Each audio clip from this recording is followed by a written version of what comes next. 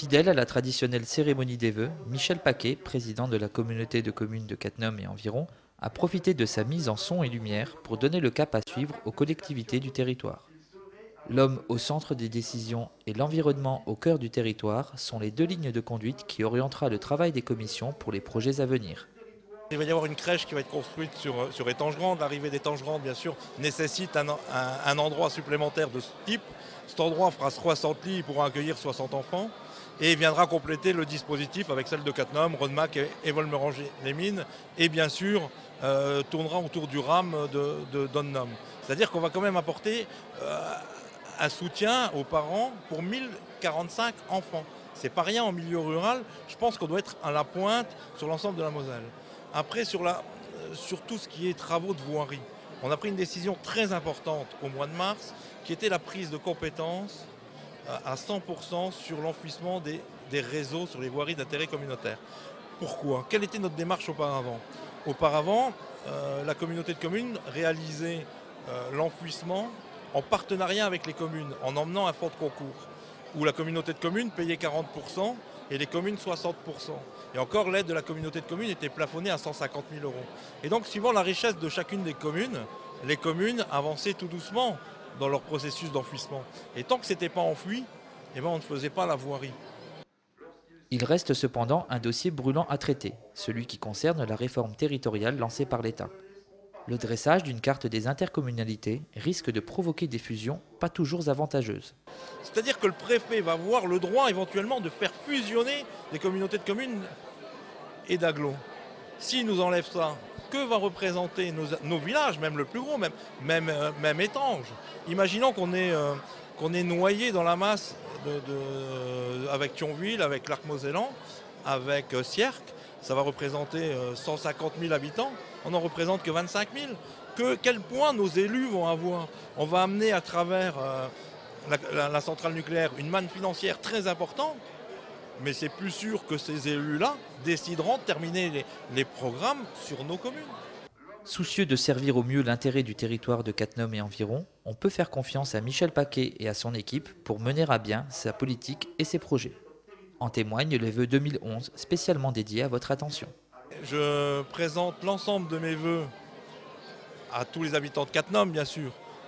J'extrapole un peu en les transmettant aussi à l'ensemble des gens du territoire, mais aux Cattenomois en particulier à travers cette radio locale, et qui est une bonne radio et j'en suis ravi. Donc bonne année, bonne santé 2011 et surtout que nos projets soient en phase avec vos attentes.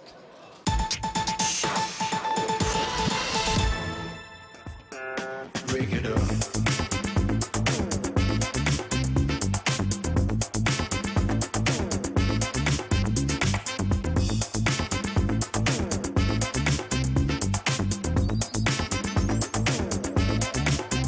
Break it up.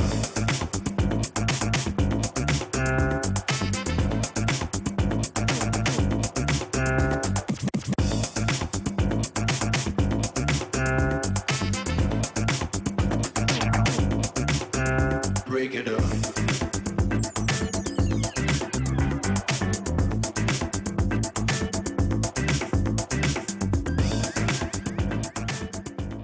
Pourquoi organiser une marche? Eh bien parce qu'il y a de la demande. Regardez, 1300 marcheurs aujourd'hui, ce n'est quand même pas rien. Donc les gens sont là et ils veulent marcher. Nous faisons partie d'un club et c'est vrai que, par exemple, Intin, nous sommes environ une centaine de membres, ce qui n'est pas mal quand même hein, pour un petit village.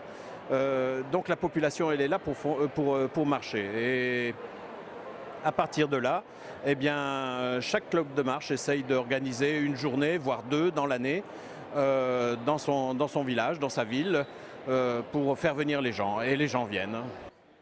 Le club de Intin franchit donc une fois par année la Moselle pour s'associer à Cattenom Loisirs Culture et proposer une marche IVV autour de notre commune.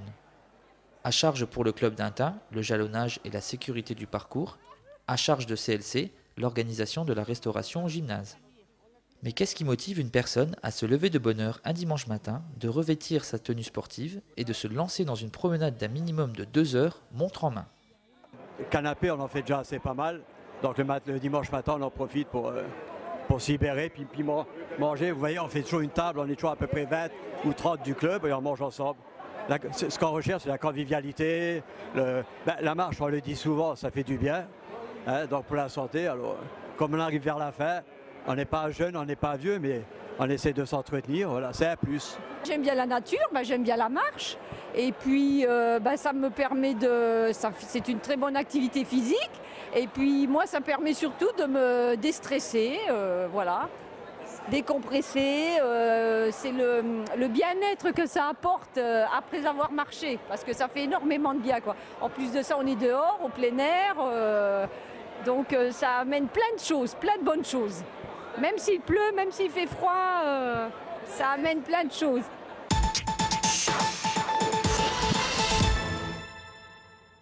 Dans le cadre d'une petite manifestation, on se produit à la maison de retraite. Donc pour moi, il s'agissait de préparer 2 chorégraphies avec un groupe d'enfants d'initiation, donc qui ont en moyenne entre 6 et 7 ans, et un groupe d'enfants débutants qui ont, je dirais, 8 à 10 ans. On a préparé une chorégraphie sur 3 musiques de Casse-Noisette. Donc une musique où ça sera des petites filles avec Clara, une musique des Casse-Noisette et la musique finale avec tout le monde.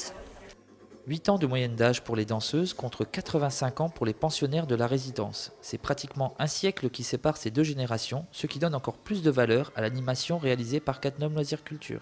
Contrairement à nos autres spectacles, oui, c'est vraiment la première fois et dans un genre de lieu où il y a des personnes âgées et de même où il n'y a pas toute l'école de danse qui se produit et en fait c'est la première fois que des toutes petites se produisent comme ça toutes seules.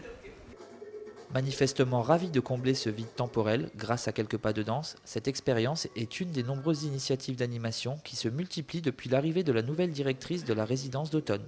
Nous avons tout un programme d'animation qui se répète de manière hebdomadaire. Le lundi, nous avons un atelier mémoire. Le mardi, nous avons de la gymnastique. Le mercredi, des travaux manuels.